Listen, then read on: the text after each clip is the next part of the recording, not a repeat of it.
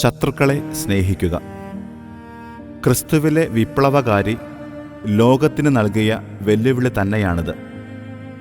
അവൻ്റെ പാഠങ്ങളൊക്കെ ലളിതവും സരളവുമാണെന്ന് ലോകം ആവർത്തിച്ചു പറയുമ്പോഴും ഇന്നും പൂർണ്ണമായി ലോകത്തിന് ഉൾക്കൊള്ളാനാകാത്ത ദർശനമാണിത്. ഈ ദർശനം തന്നെയാണ് ക്രിസ്തുമതത്തെ ഈ ലോകത്തിൽ വേറിട്ട് നിർത്തുന്നതും. മറ്റു മതങ്ങൾ ശത്രുസംഹാരം ധർമ്മമായി കരുതുമ്പോൾ ശത്രുവിന് കാവലാളാകാനാണ് ക്രിസ്തുമതം അനുശാസിക്കുന്നത്. കാണുന്നില്ലേ കൊലപാതകയ്ക്ക് എസ്കോട്ട് പോകുന്ന ദൈവത്തെ? കായേന് കൂട്ടുപോകുന്ന ദൈവമാണ്.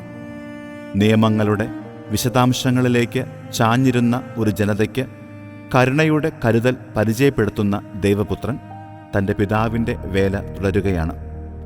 മലയിലെ പ്രസംഗം ആകമാനം പഴയ നിയമങ്ങളുടെ പൊളിച്ചെഴുത്താണ്. ഫലകങ്ങളിൽ നൽകപ്പെട്ട നിയമങ്ങളൊക്കെയും മനസ്സുകളിലേക്ക് വിരചിക്കുകയാണ് ദൈവപുത്രൻ. സാധാരണമായവയിലേക്ക് അസാധാരണമായ സ്നേഹത്തിൻ്റെ പ്രഭ ചൊരിയുവാനുള്ള ക്ഷണമാണത്. ശത്രു സ്നേഹത്തിൻ്റെ ധാരാളം ദൃഷ്ടാന്തങ്ങൾ ആധുനിക ക്രൈസ്തവ സമൂഹം കാഴ്ചവയ്ക്കുന്നുണ്ട്. തനിക്കു നേരെ വെടിയുതിർത്ത അലി അഗ്ഗ എന്ന മനുഷ്യനോട് ക്ഷമിച്ച വിശുദ്ധ ജോൺ പോൾ രണ്ടാമനും തൻ്റെ കുടുംബത്തെ ഒന്നാകെ ചുട്ടരിച്ച ഘാതകർക്ക് പൊറുതി നൽകിയ ഗ്രഹാം സ്റ്റെയിൻസിൻ്റെ വിധവയും 51 മാരകമായ മുറിവുകൾ നൽകി ജീവനെടുത്ത സമുന്ദർ സിംഗിന് മാപ്പു നൽകി ക്രിസ്തു സ്നേഹത്തിൻ്റെ മാധുര്യമേകിയ വാഴ്ത്തപ്പെട്ട റാണി മരിയയുടെ കുടുംബവുമൊക്കെ ക്രിസ്തു എന്ന വിപ്ലവകാരിയുടെ വെല്ലുവിളി നെഞ്ചിലേറ്റി വാങ്ങിയവരാണ്. 1 മൈൽ ദൂരം അനുയാത്ര ചെയ്യാമോ എന്ന് ഇരുന്നവനോടൊപ്പം 2 മൈൽ നടക്കുകയാണവർ. ക്ഷമയുടെ പുറങ്കുപ്പായം യാചിച്ചവന് കരുതലിൻ്റെ ഉടുപ്പുകൂടി നൽകുന്നു അവർ. ഇവരെയാണ് ക്രിസ്തു ദൈവപുത്രർ എന്ന് വിളിക്കുന്നത്. നിന്നെ മുറിപ്പെടുത്തിയ അനേകർ ഉണ്ടായിരിക്കാം. നിന്റെ മനസ്സാക്ഷിയിലേക്ക് കഠാര കുത്തി ഇറക്കിയവർ, സൽപ്പേരിന് കുറുകെ അപവാദത്തിൻ്റെ കറുത്ത വരയേകിയവർ, നിന്റെ ജീവിതത്തിന് ശോകഛായ പകർന്നവർ. ക്രിസ്തുവിനെപ്പോലെ പറയുവാൻ നമുക്കും ശ്രമിക്കാം. പിതാവേ, ഇവർ ചെയ്യുന്നതെന്തെന്ന് ഇവർ അറിയുന്നില്ല, ഇവരോട് ക്ഷമിക്കണമേ. നോമ്പ് ക്ഷമയുടെ വിതക്കാലമാകട്ടെ.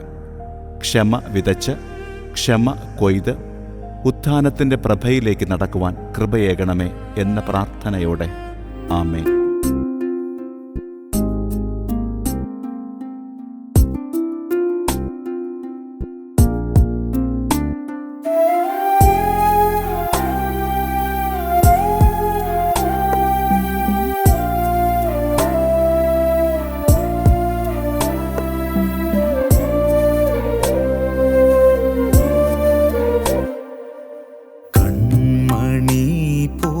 കരുതിടും നിൻ കരുതലെത്രയസീമം.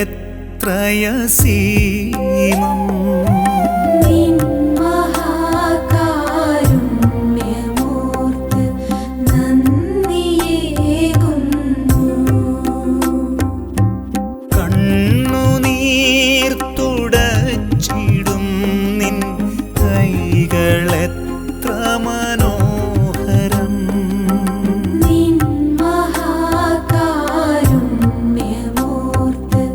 നന്ദിയേ